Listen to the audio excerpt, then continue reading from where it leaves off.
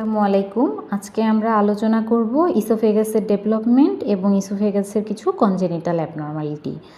আচ্ছা, এই ডেভেলপমেন্ট জানার আগে এখানে আমরা দেখি, এখানে যে পিকচারটা আমরা দেখতে পাচ্ছি এটা একটা গার্ড টিউবের ছবি।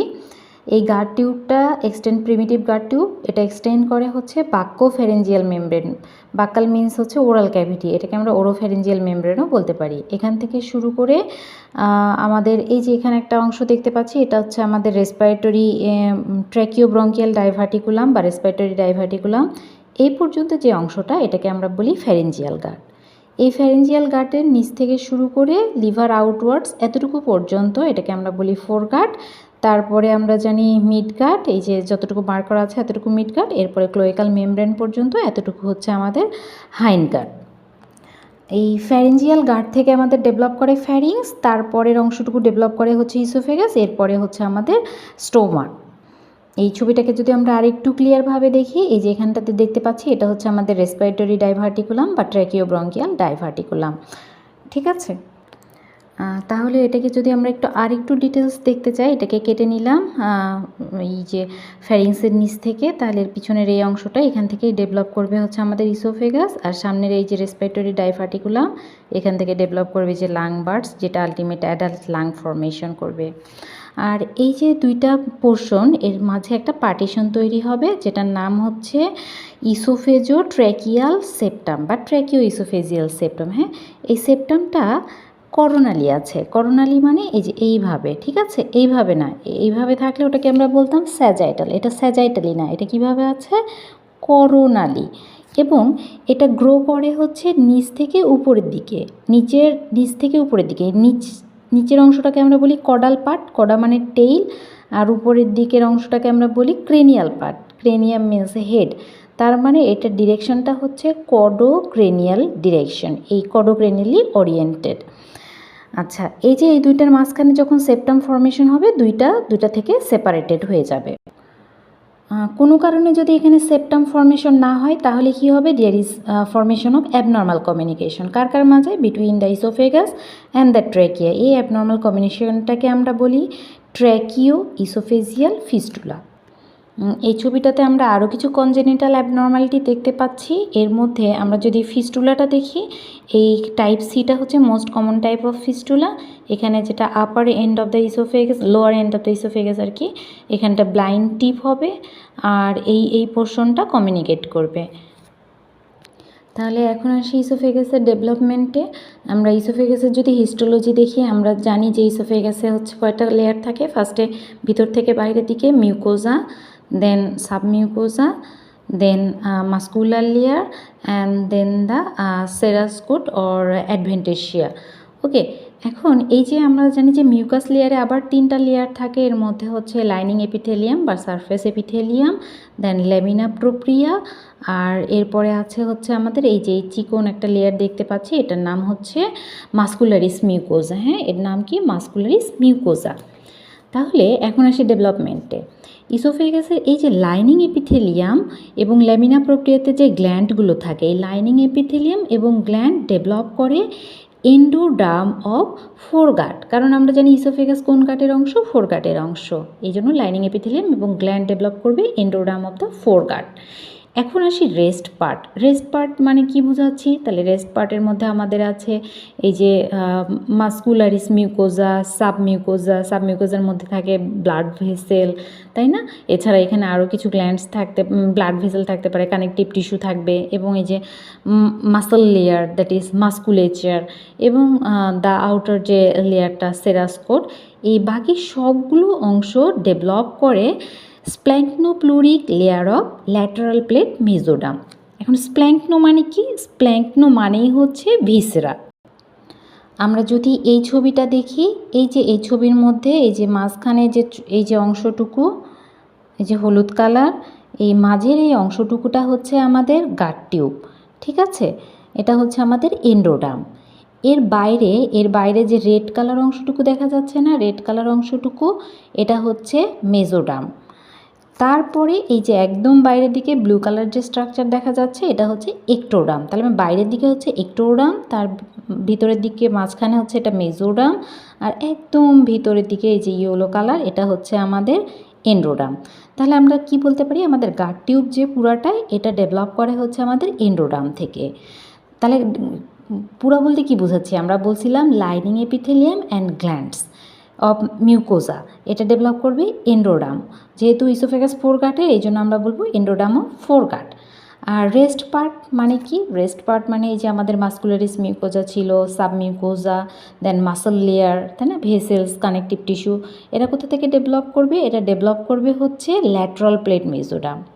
এই যে এটা হচ্ছে আমাদের মেসোডার্ম, ল্যাটারাল প্লেট মেসোডার্ম। এই ল্যাটারাল প্লেট মেসোডার্মের আবার দুইটা লেয়ার, যেটা এই যে গাট টিউবকে কাভার করে আছে পিঙ্ক কালার, এটাকে আমরা বলি হচ্ছে ভিসেরাল লেয়ার বা স্প্ল্যাঙ্কনোপ্লুরিক লেয়ার।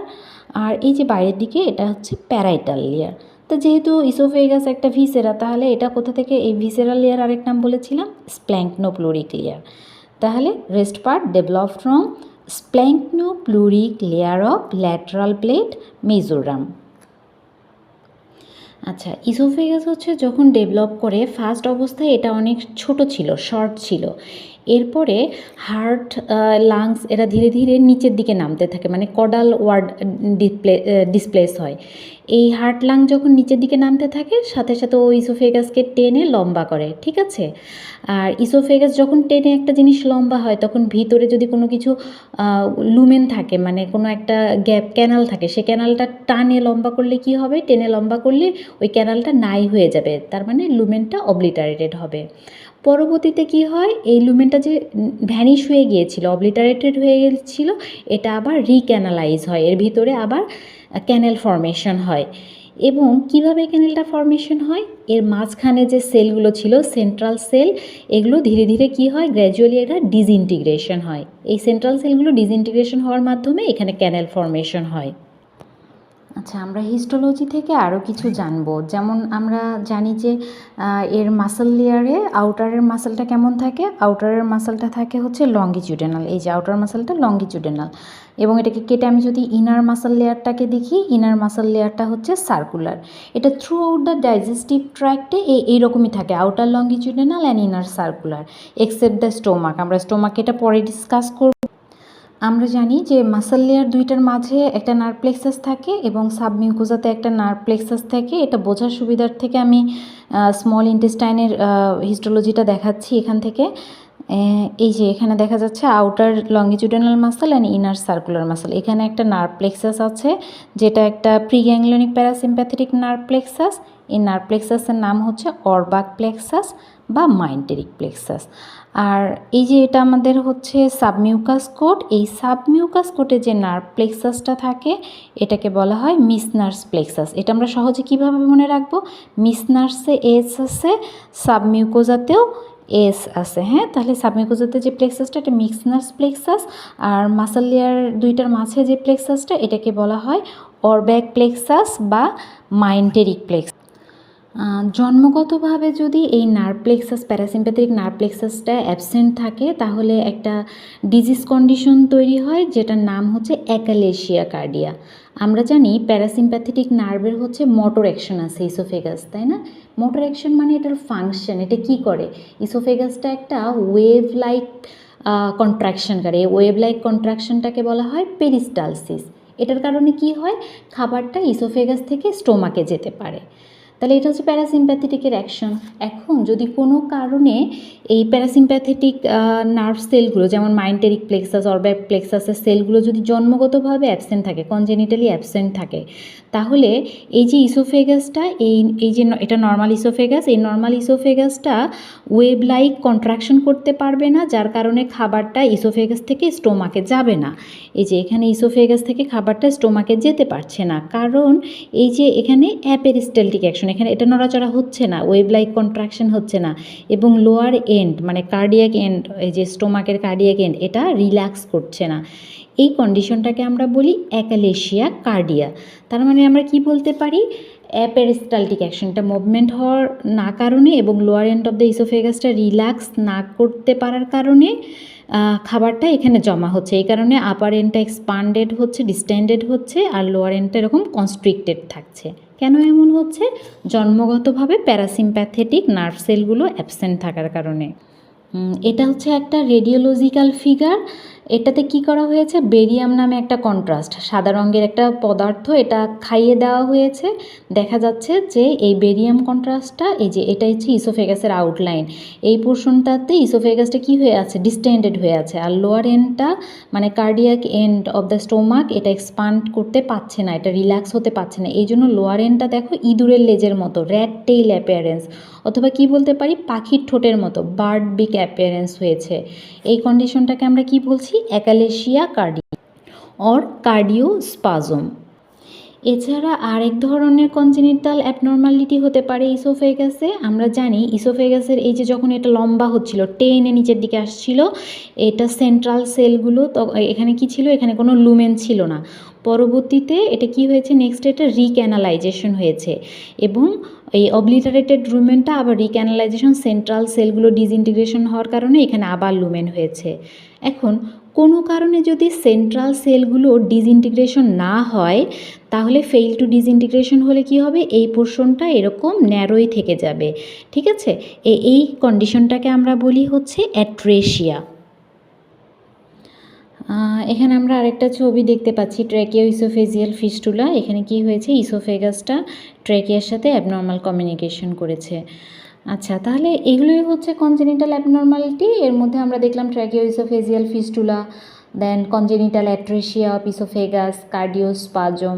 তোমাদের রিটেনের জন্য কার্ডিওস্পাজম অর অ্যাকালেশিয়া কার্ডিয়াটা এটা ভেরি ভেরি ইম্পর্ট্যান্ট। তাহলে আজকে এতটুকুই থাক, ধন্যবাদ।